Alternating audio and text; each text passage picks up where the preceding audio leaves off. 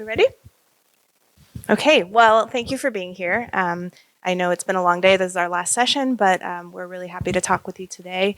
And we're going to be specifically talking about tools for writing about suicide in many settings, but today we'll focus on campus settings.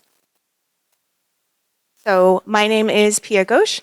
I work with the Center for Youth Mental Health and Wellbeing at Stanford University, and I specifically work on this project, which is our Media and Mental Health Initiative. And I have a few colleagues with me here who I'll let them introduce themselves later, but we work as a collaborative team. So we are going to be talking about suicide specifically because we're talking about media. We're going to have a few examples that have some graphics and some perhaps more sensitive information, so we just want to let folks know. So to tell you a little bit about our initiative, so the Stanford Psychiatry Media and Mental Health Initiative, it focuses on 3 different types of media. So news media, social media, and entertainment media.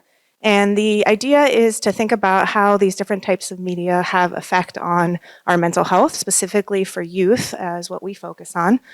So we think about media engagement and expert consulting. We think about advocacy and collaboration, youth-led projects. We do a lot of trainings, and we also are really interested in research and sort of making sure that everything we're doing is evidence-based.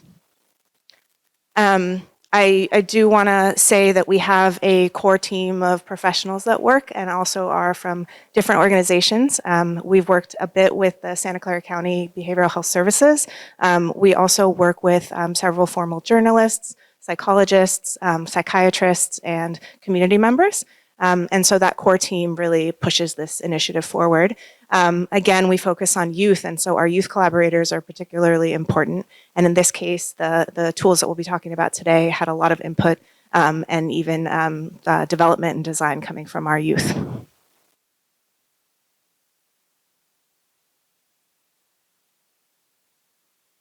All right, so as we may know, there's a powerful impact of media when suicide is portrayed in writing and in graphics. There's a little bit of terminology that I wanted to go through that you may or may not be familiar with.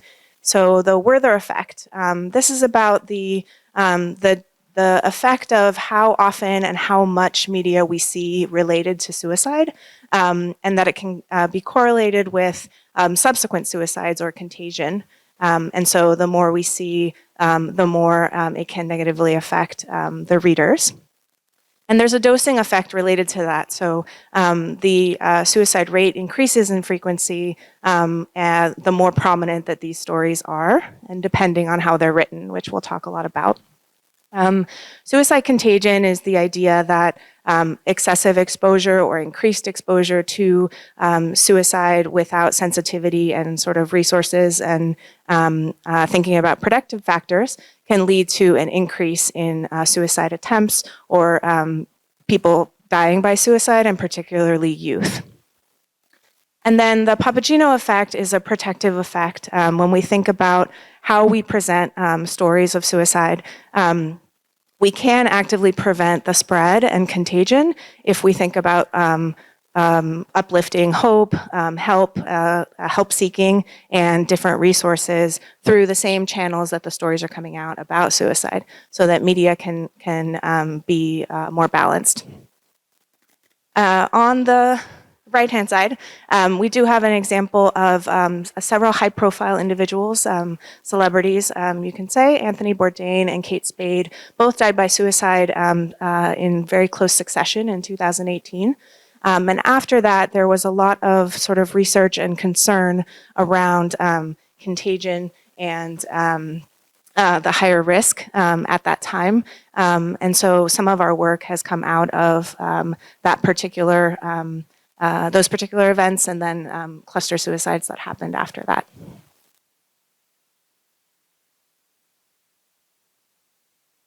All right, so there are established guidelines. I'm not sure if folks are familiar with them, but you will have the slides afterwards. There are some really clear evidence-based guidelines on reporting and how do we talk about suicide in the media.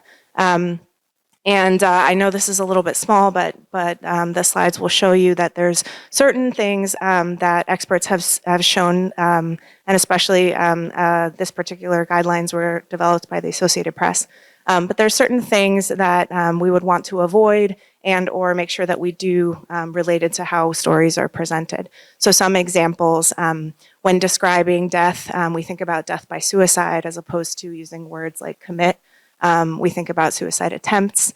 And we also think about how much detail do we include when we're talking about these events that happen in these people. Do we talk about specifics, especially thinking about method, thinking about location, thinking about these specifics that can lead to contagion? There's a lot of evidence around that. So these guidelines are have gone through several many experts and a lot of research to help clarify how folks can think about reporting. There were also it's important that the guidelines are easily accessible, and so they are online and they are widely spread. These guidelines were the basis for some of the work that we've done, and so these are established.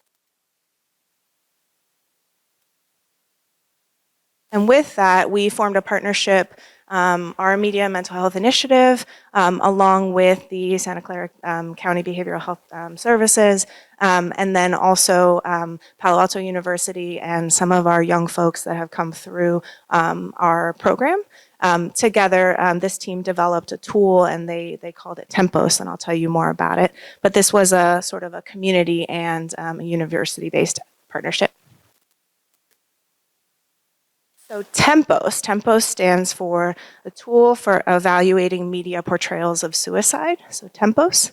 And it has sort of a threefold objectives. The idea was to develop something that could help monitor what is happening, how writing is coming out, how suicide is being portrayed in the media. Thinking about education, so something that could continue to push suicide prevention efforts, something that can be shared as a resource and a tool. And then thinking about research, how can we better track adherence to the guidelines that I just spoke about. So the development of the tool had a framework, and then the tool itself looks like this. And we will give you a slide with a lot of resources and links to this actual tool. It's a PDF that can be downloaded, and it has it goes through, based off of those evidence-based guidelines, 10 criteria have been developed. When you're thinking about writing, you're thinking about reporting, thinking about these different 10 criteria and asking yourself sort of on a rating scale from 0 to 2, how helpful or harmful is the messaging or the language, and also how well is it adhering to the guidelines. So the thumbs up 2 would be sort of helpful, resilient, protective factors in the messaging. And then there are many examples of where that doesn't occur, and that we would consider harmful messaging. So with each of these criteria, and it's a little small, so I can read a couple of them, but the first one, how does the report frame the suicide? Does the report include factual and non-speculative information about suicide? Does the report use appropriate destigmatizing language? How does the report discuss the suicide method and scene? How does the report describe the suicide note? What visual content does the report include? How does the report describe risk factors and reasons for suicide? Does the report use sensational language? Does the report glamorize suicide? And does the report include suicide prevention and mental health resources? So all of those can be used after writing has sort of those drafts are out, then you can look at these criteria and use the tool to evaluate your own reporting and writing. So this tool was developed and it was published in 2022. And so now it's widely available and you can get it on our website, and we're also available as a team to help consult. So we talk with a lot of journalists and different organizations that are putting out publications to consult on how to make these decisions, because it's not easy. We recognize that writing about a difficult topic can be challenging. So with that, we have collaborated with our Stanford Daily former editors from the Stanford Daily who are really interested in, have a personal interest in this subject, and I'll let them tell you a little bit more about their experience. But based off of the Tempos tool, they then have expanded and thought a little bit about how to do this in a campus setting. So I will turn it over to my colleagues.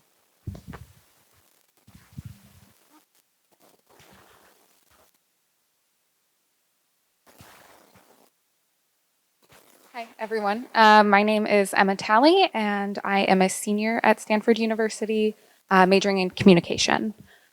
So as some of you may have heard a few years ago, the Stanford community experienced a devastating loss of a prominent student athlete in about March 2022. During that experience, covering that as the editor-in-chief of the student newspaper, we worked really closely with the MMHI initiative to encourage coverage that would prevent the risk of suicide contagion, highlight life-saving resources, and support students who may be struggling and need a clear and simple way to receive help. So some lessons we learned during this process is student newspapers really have a unique role on campus and have an ability to directly influence suicide contagion and destigmatization in our communities, because our audience are other students writing to students. During times of crisis, the student journalists also need resources and support, both regarding and beyond that coverage.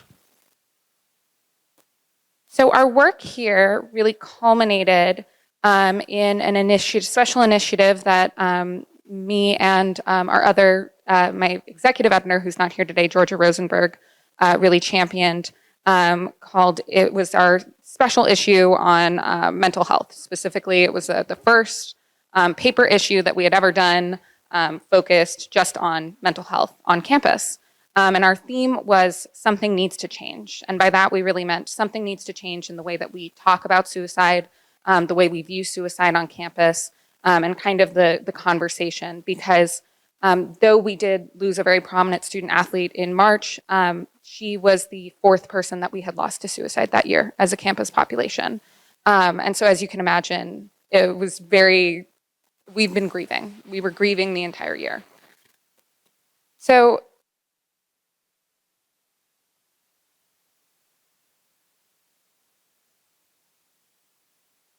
one of the things that really guided this presentation and the way we viewed this issue is this idea of duck syndrome that we talk a lot about at Stanford.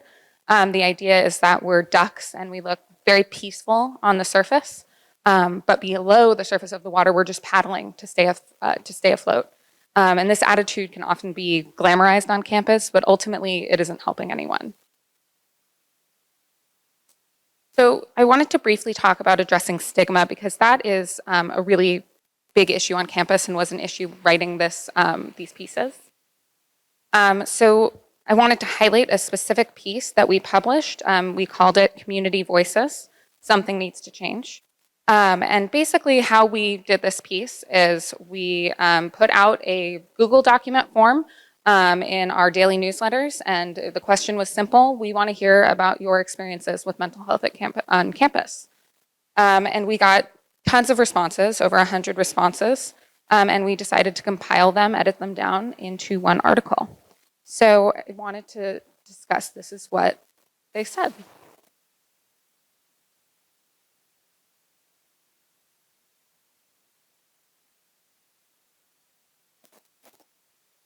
And so what really came out of this article, and what I experienced as editor-in-chief just reading the emails in my inbox, is this had a really destigmatizing effect on campus.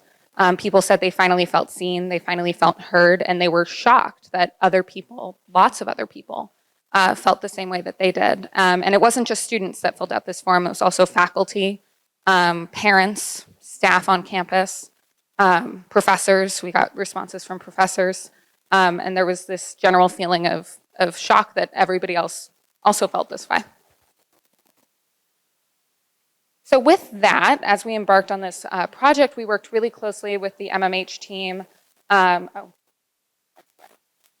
Yes.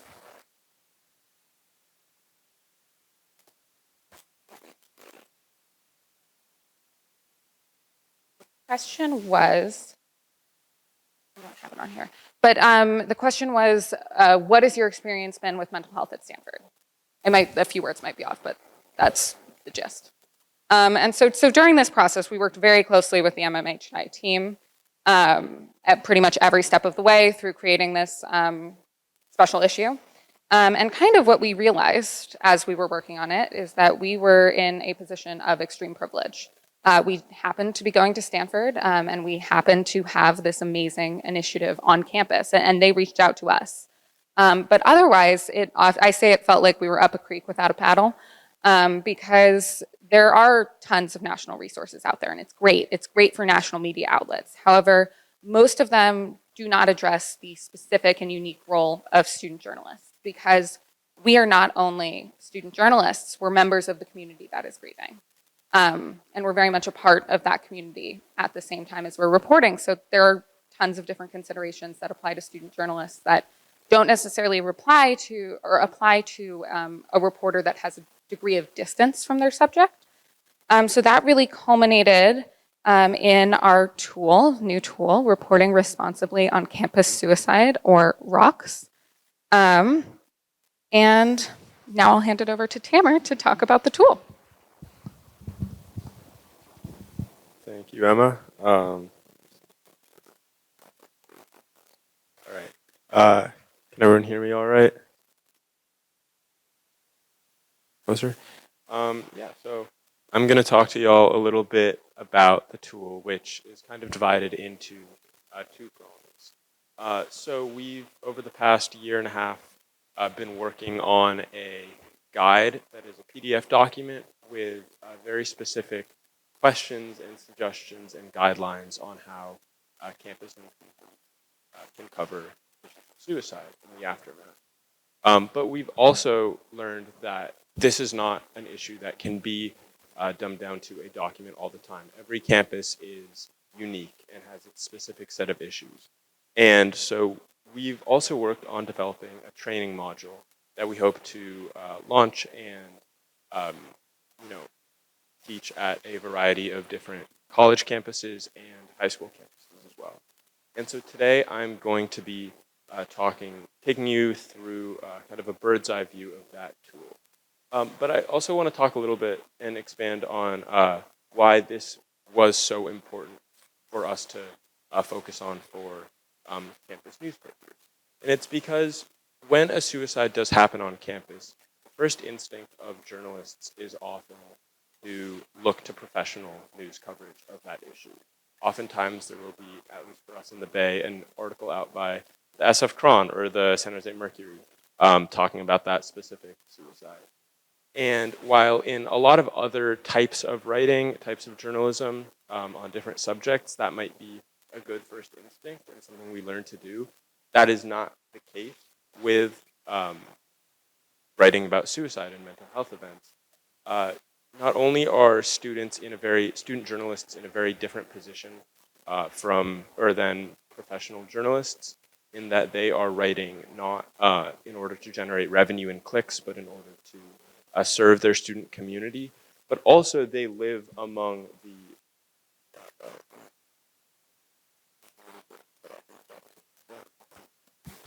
that's fine. Also, they're living among the or they were living among the person who committed suicide or suffered from suicide. A lot of the time, they had them in class. The student journalists like us were grieving at the same time as everyone else. And you're all of a sudden put in a very difficult position to write about an issue that you often haven't fully grappled with. So we wanted to, there we go. Thank you so much. We wanted to create a guide that is tailored to the specific set of circumstances that is very unique for campus newspapers and student journalists. So with that, I'm going to take you through it. First, I want to talk about our mission statement, which you should have gotten the gist of by now, but I'll say how we're supposed to say it. Reporting Responsibly on Campus Suicide, RROCS, seeks to provide a set of guidelines and comprehensive education for students writing about campus suicides, as well as suggest effective strategies for covering wellness in the aftermath of the crisis. And that last part's really important, and and kind of relates to the third phase that I'm going to talk about. But we divided this up into focusing on 3 phases because that was our experience as journalists covering this issue. First, journalists and the editorial staff have to create a coverage plan, decide who they're going to put on the story, how they're going to deal with it internally. What decisions are they going to make ahead of the reporting to set the paper up for the most success and to make sure that people are approaching it with the wherewithal and knowledge of what is best for the student. Phase 2 is considerations during reporting. And this is really where the MMHI team stepped in and was the most helpful to us. We would have likely been very lost and made a lot of mistakes without them. And so we kind of wanted to go through some of the suggestions that they gave us and lay those out for other student journalists to be aware of as well. And then finally, coverage after a mental health crisis, which I will talk about soon. So phase 1, what I'm going to do is we have listed all of the different modules and questions that we address in the guide and we'll address in the training. But I know we don't have time to go in depth on all of them. So we've picked out one or two per phase to really zoom in on and talk about. So the one I want to talk about with creating coverage plan, we have who do we assign to the story, who do we consult, how do we decide what info to release and to whom, assembling a coverage team, balancing breaking news versus conscientious coverage. I'm talking about assembling a coverage today. Is a 4-pronged approach. So when you're assembling a coverage team, most campus newspapers might miss or kind of misunderstand a couple of these important points to include when you are assembling that team. So one is who do you assign as a writer to the story? It's really important in a moment like this, and it's something that we learned very quickly, to not assign somebody who is new to the school, somebody who's very green, because you want somebody who really does understand the campus culture that they're talking about, that they're writing about, and ultimately going to be contributing to. So often an older staffer who does have experience writing a lot for that paper. Then the editorial team. Assigning editors and figuring out how to actually present that to the writer is a very important step when covering an issue like this, because it's very difficult for the writer to feel like they are going it alone, and you never want them to feel that way.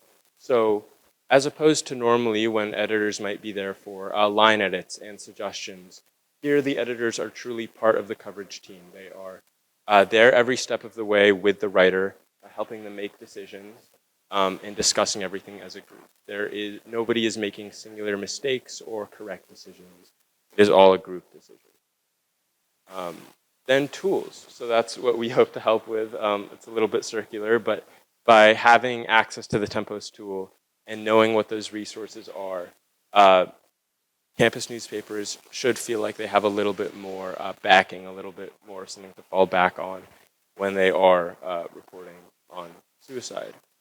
And then finally, external support, which is often overlooked or forgotten by campus newspapers. It certainly was by us at the beginning. The mental well-being of the students writing those stories and all the student journalists in the newsroom is extremely important. And it is also very much affected by the loss that the campus has experienced. And so making sure that the student journalists do feel like they are there not only to report on the issue, but also to be supported by the newspaper infrastructure is very important.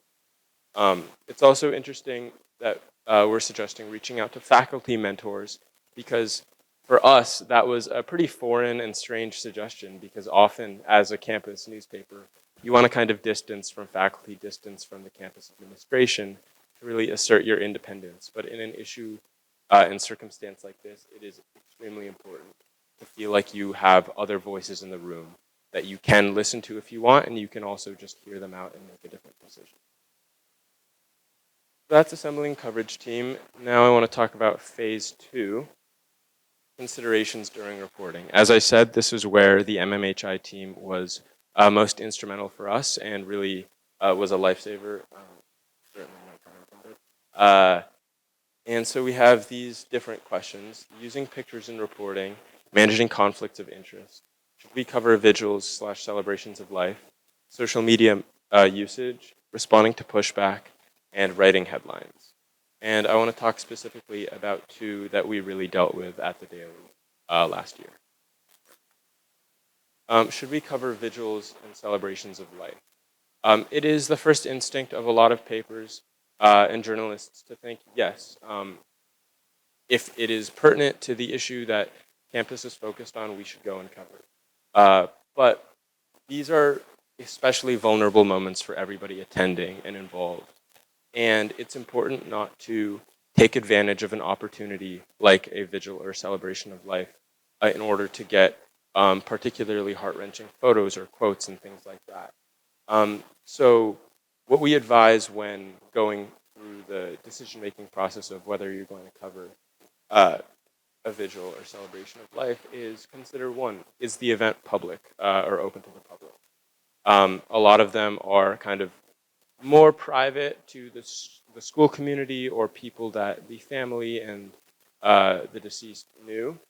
And if it's private, you really shouldn't be going unless you've specifically been asked to attend by the family and those close to the deceased. If you do decide to go, it's important to respect boundaries of the people there and understand that they are grieving just like you are, just like everyone on campus is, and not try to use them as opportunities for quotes and photos. It's important, if you're struggling with the decision in the newsroom, to defer to the family of the deceased and see what they think would be best. They're the closest to the person and are often the people most affected by an issue like this. And of course, that doesn't mean do everything that they say. Still take into account what is healthiest for the community and what details should and shouldn't be included, but it is often a good step. And then read the room. This should be intuitive, but again, attendees are there to grieve and not to be interviewed by a journalist. And then photos. It might seem like a good photo op, it really isn't. And that's something that we're going to focus on impressing upon to student journalists when we talk about it. So when we do a training like this, we would kind of talk with the newsroom that we're speaking to about how they would handle a situation like this. And try to avoid giving specific examples that might be traumatizing, but really walk them through and develop a coverage plan for issues like this and also different circumstances. I also want to talk about headlines because this was one of the most impactful tips that we got from the MMHI team. Here you see a lot of mistakes that the Daily has made over the years. Certainly we are not immune to making errors. Some of them are very apparent, others are not. But all of them could be improved upon. And so when we are speaking to college journalists or high school journalists, we want to have an array of headlines that they can look at and pick out what could be improved upon in this headline, what is potentially harmful, and why, and really walk them through that.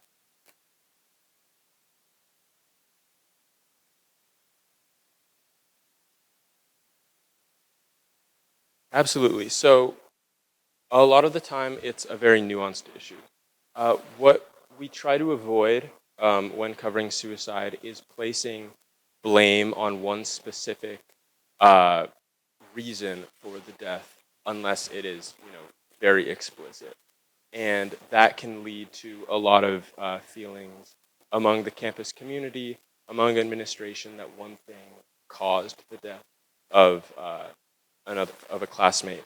And the reality is that in situations like this, there are so many factors that led to that situation. And so that is a story that could be reported, but should be done right. Yeah, so we would just talk with the newsroom through these headlines. We tailor it to their school, to their area. Also get some professional publications in there, but we really wanted to show you how, even with the best intentions, even our own newspaper over the years has made a lot of mistakes. Don't look that long. Moving on to phase 3, which is hopefully a more uplifting one. What to do after the fact.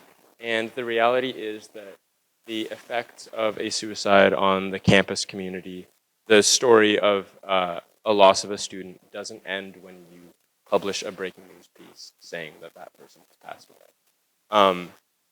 It is something that affects the campus community for a long time, and something that student journalists have a very important responsibility and opening and possibility to really help out.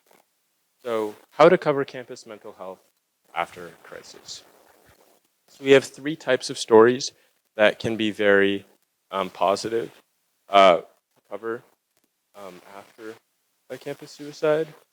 We have stories of resiliency and recovery. Stories on campus resources, and service journalism and solutions journalism. And I'm going to focus in on the last one because it's one that we worked on in the issue that Emma spoke about. The service journalism and solutions journalism, those are buzzwords that might be familiar to those within the journalism industry, but specifically when applied to this case, service journalism means stories that direct students and community members to resources that they can use. The solutions journalism means articles that critique those resources and constructively push for change. And that last part of solutions journalism was most important for us to consider and is most important for a lot of other papers to consider. Because as a journalist, often there's a bias toward conflict. When you hear that people are upset about something, you really want to cover that. And at the Daily, we dealt with that when talking about campus resources. Many people for years thought that they weren't doing enough. And while that might be the case, it's important not to report those stories in a negative light, but instead to speak with administrators, to talk with mental health professionals, and figure out a way to push for constructive change. Those student publications, in that same vein, have a very large impact on the campus attitude for these resources. And such negative coverage without an avenue and an angle toward productive change can really discourage students from using resources that may be very, very helpful to them in the future. And so you want to push for positive change and also connect students with resources that they can use and that will be helpful, whether that means resources within the campus environment or external resources.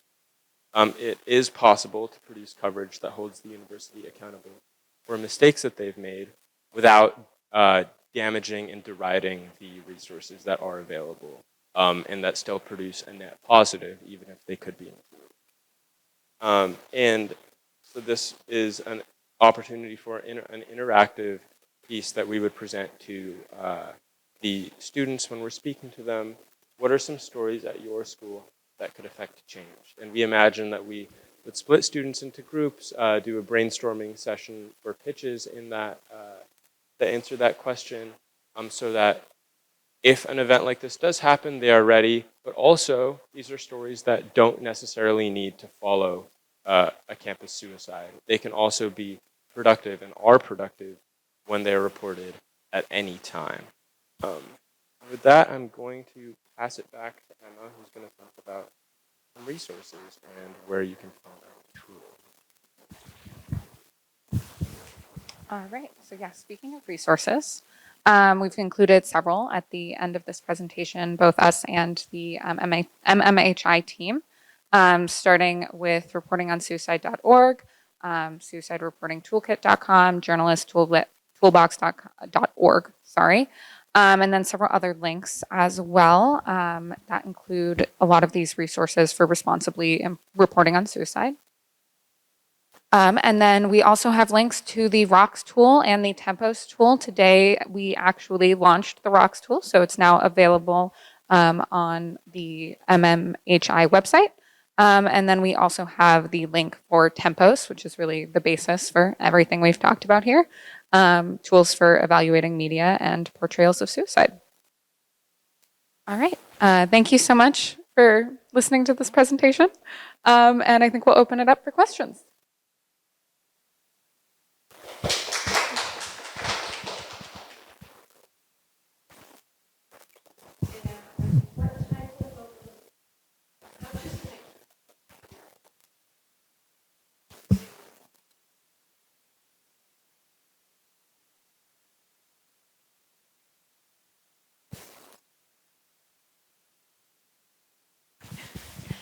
We get this question every time. It's a very challenging question to answer. I think the way to think about it is, what really is the focus of the photo and what is that going to emote in others who see it? So without evading the question, but to think about, are you showing both the resilience and the life of the person that you're trying to remember, as well as, or are you focusing on the event that happened? Is the location being featured, and is that going to later lead to some triggering for others who often see that location? Like, let's say it happens at a school and there's a particular location. If the photo is of that location, that can be very harmful, if that makes sense. So trying to find photos that aren't so explicit is one way to think about it. And then photos that focus, if you are going to have a photo. Also, the placement of the photo matters. So there's a difference between having on the front page in the middle of something or the very first thing in a newsletter, right? As opposed to sort of next to resources and somewhere further down where it's not as prominent. So prominence is one of the things in the guidelines. So it's more sort of framing, what is the instinct for putting in a photo? Do you really need it? And then if you are going to use a photo, what is it showing? How could different people look at it from different angles? What is everyone else? What are people going to see at different angles? Does that make sense? So it's very difficult to say, don't use this photo, don't use that photo. But I would say just prominence and sort of trying to be really intentional about what is in the photo. That makes sense? Yeah.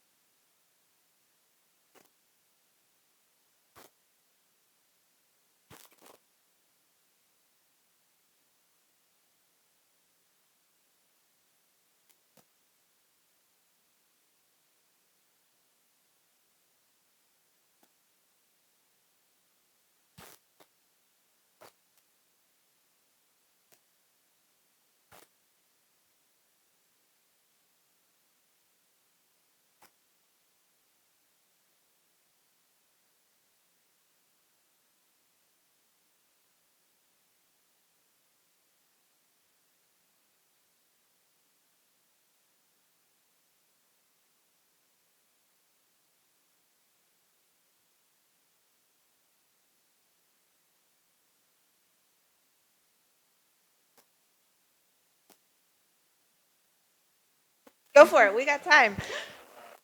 Help us practice.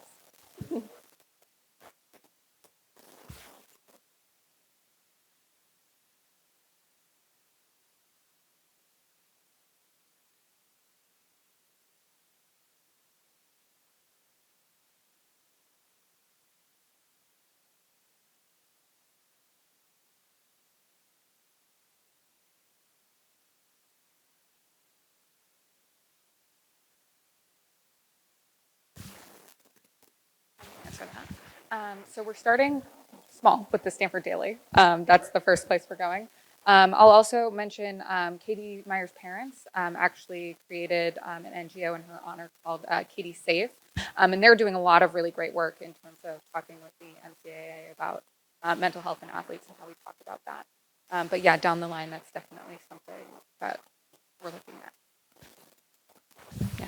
I'll just mention that I reported the story. I spoke to Katie's parents several times, and from my impression, I think that they will be supportive of this, and I do hope that down the line we can get their input and see what they think.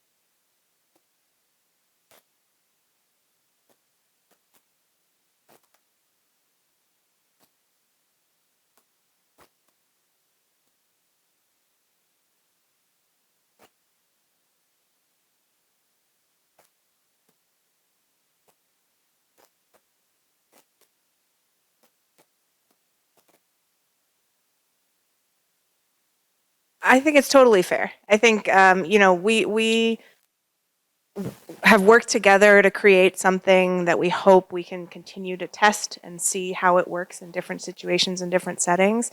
Part of the concept behind it, though, is to think about sort of earlier in the line. How do we talk to youth about messaging, about writing in whatever context, right? And as they become university students or professionals or working, how do they then, already have that toolkit, know where the resources are, know who to talk to, right, as they move up in whatever their path is going to look like. So part of it is thinking about a early intervention, preventive sort of approach.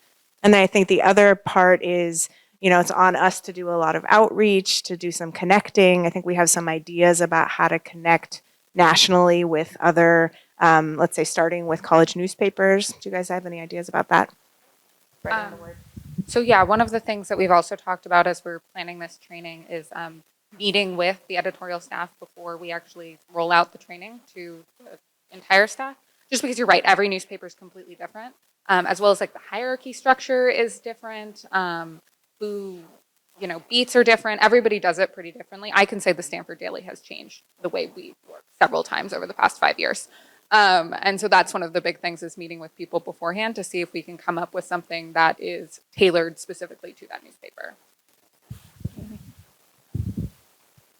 And so we are thinking about that. How do we make sure the resources available, folks know about it, and then part of what the MMHI team, the core team, does is think about consultation. So if folks reach out to us, we really want to reach back and be able to think through coverage with them and figure out how we can support them. So in places where maybe there isn't a large staff, maybe there can be a collaboration. Idea.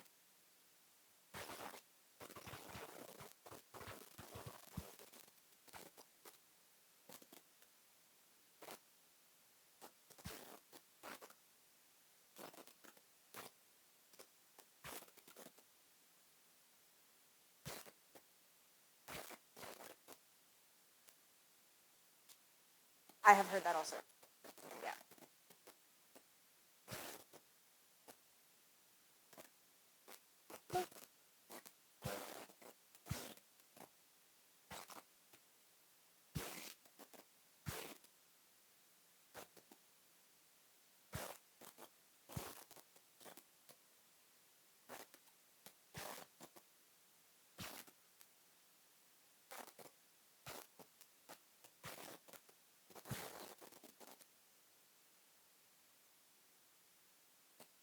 Yeah, well, I think I'll let them answer the second part. The first part, we've talked to different newsrooms about tempos, and we get these specific questions. Well, typically we would do this. In a non-suicide related event that is similar, we would do this.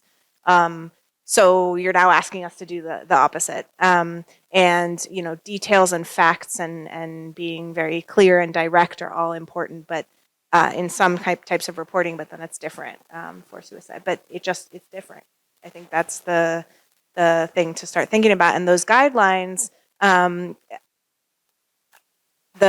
idea would be, I know a lot of folks use their own guidelines for reporting, and so we've tried to put the Tempos tool into those guidelines, so the style books and things that editors and reporters use, so that then it's part of their, if this is suicide specifically, I have these helpful tools. Yeah, I think for me at least, I think that I was in charge of the newspaper at the time, and that was a really interesting role to be in. And at that point, I had taken 3 years of journalism classes. I had spent 6 months interning for the San Francisco Chronicle, and nobody told me about any of this. It was not something that I was aware of, and you're right, it does go against every instinct that you're taught as a journalist, both by your professors and by journalists working in the field. And that was something that we really struggled with in the beginning, especially, I think, the four of us, our two executive editors as well, Savannah and Georgia, about, we're hearing this stuff that's evidence-based research, and it just goes against everything we've ever been taught about how to do our jobs. And I think it also helped that we were students, but I think that, for me at least, the big reason that we're championing this now is because I think that I worry that we were in an extreme position of privilege. We have extreme privilege at Stanford, not only being at Stanford University, but having these resources available to us on campus. And I wondered if I was anywhere else, would I ever have learned this? And so I think it's really important that we make this information as accessible to as many people as possible, not only young people who are going to become the future journalists, but also college journalists now, because unfortunately this issue is just not going away anytime soon. Yeah.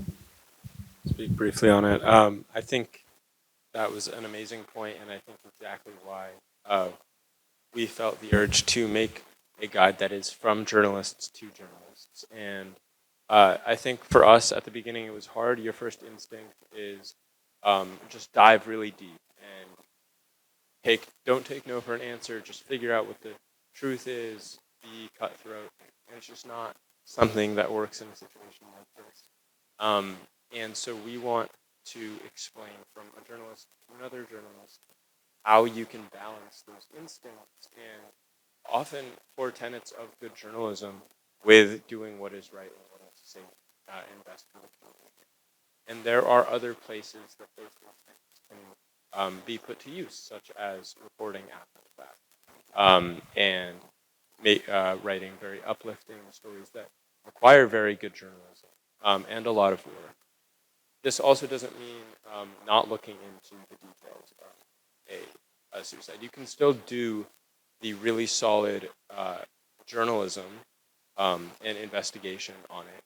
It's just there should be a very thick filter between the work that you're doing and what you put out, and how what you put out is framed and described in the language that you use. So, yeah. Sorry, those are random.